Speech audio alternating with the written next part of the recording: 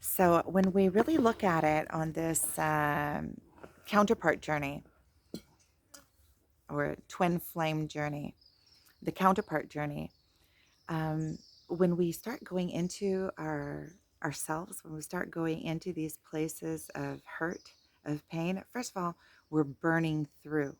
Where the pain burns through the impurities. Um, and also, it's very, you could look at it from an egotistical point of view. It's all about us. We're hurting. What about us?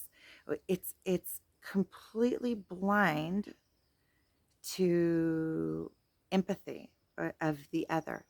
And so we can look at it. There's so many different ways of looking at it and being able to pinpoint that it is a,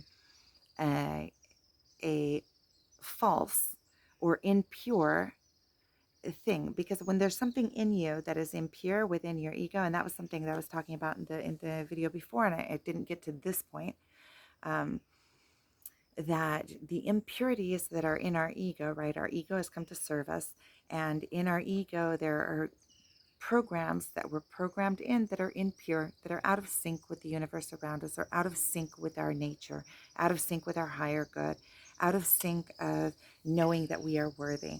And so you can look at all of these programmings, right? Archetypes. You see, if you look at them as archetypes, you can see them as separate entities of you. They are the filters of which the world goes through you.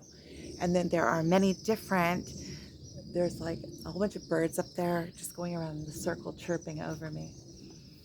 Um, so these are archetypes. You can start looking at them as like a separate entity from you, because they are patterns of behavior that you can find within many different people. So once you find a pattern of behavior, you can start finding that same pattern at among other people. So that's why it's called an archetype. It's a specific structure of behavior, and those structures of behavior have uh, have sides to them. So it's like a spectrum. So like on one side of a spectrum would be a a psychopath, bully, narcissist, and opposite that, on the opposite side of the spectrum, would be the victim. They're doing to me. I have no power. I'm so poor. Look what he's doing. Those two parts have to play together. So when we come for healing, the parts in us that are off balance, we will be attracted to the off balance opposite of it, so that the two parts can come together and heal each other if the two parts are willing to do the work. Otherwise, it's off balance.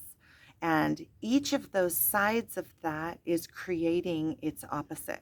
So let's say somebody that has a tendency for a little bit of narcissism is usually going to go for the victim types, because they can't coexist with somebody that is balanced and knows their own self-worth, and is not willing to go down into those levels of vibration with them. Somebody that knows their own worth is not going to stand there and let somebody abuse them.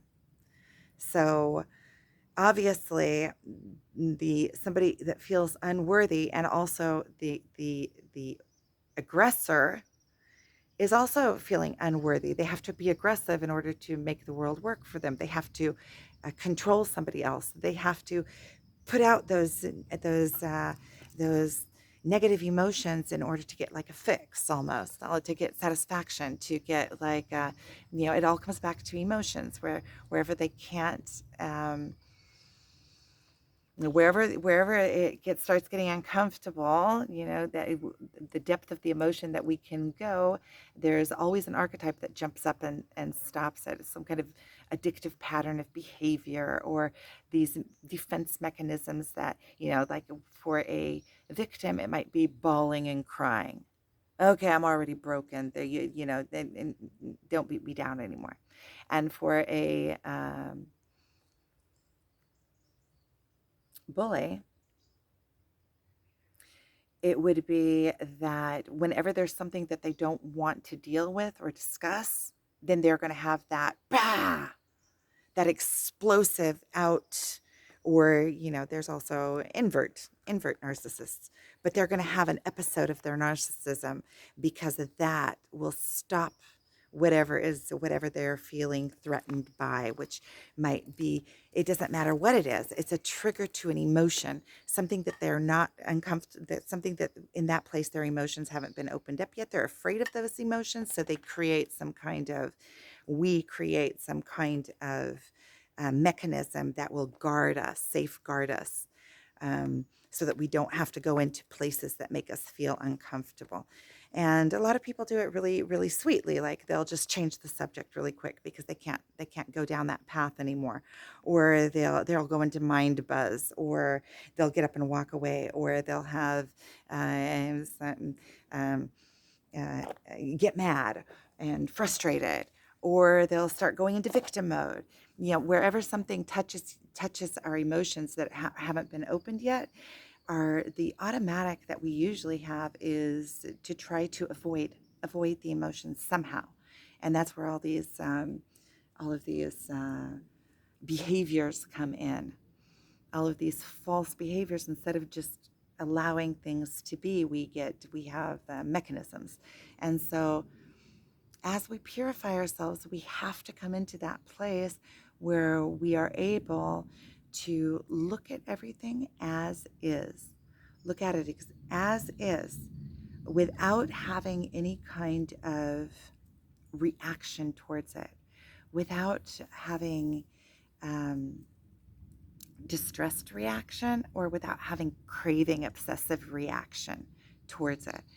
And so we have to come into a place of um, watching our emotions and being in control of our emotions. If we are able to watch our emotions, if we are able to come into control of our emotions, which means know ourselves all the way through, inside and out, not be afraid of our emotions anymore. That means that we have felt all of our emotions to their extremes in every direction.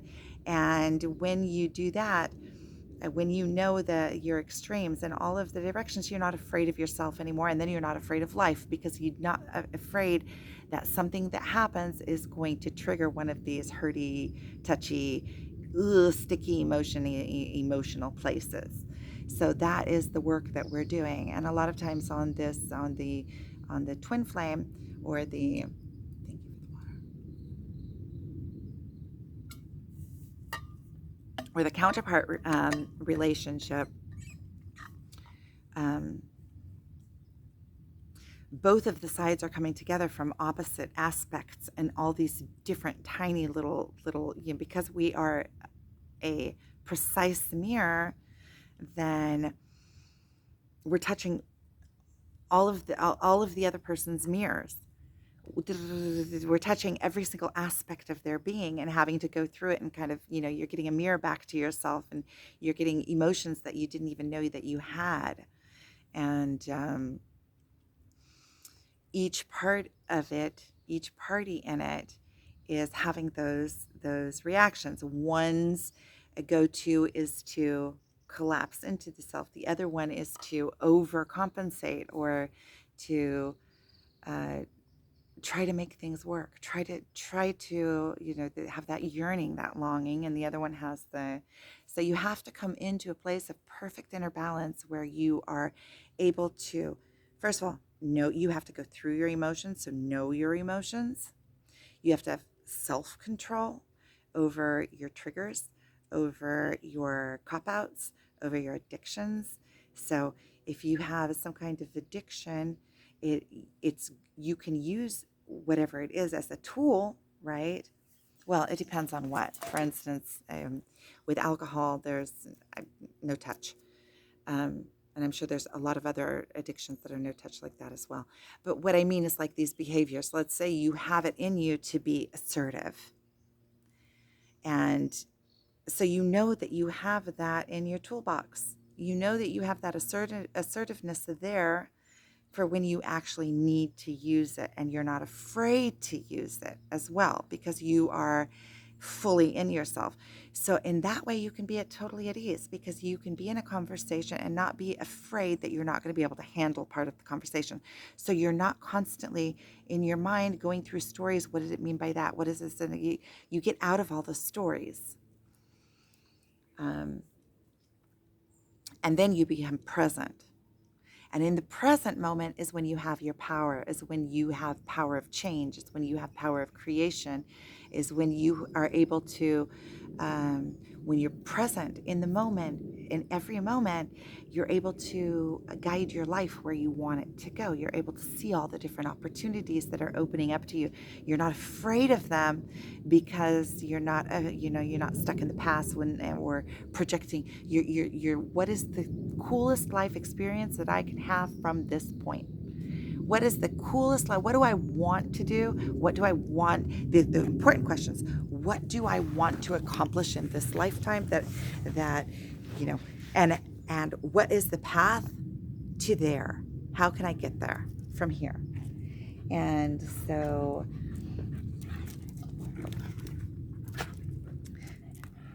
I think I went quite a ways off course, but I do think that it was quite interesting. So sending you guys so much love. I'm gonna hike out of this canyon now. Let me show you where I'm at. There's the moon. I'm right under this big pillar, which I'm sure at some point was thought to be a god. And down that valley, this is about a 5-minute drive from my house, maybe less. Okay, so sending you guys so much love. Thank you for watching The Eye of Horus, for healing.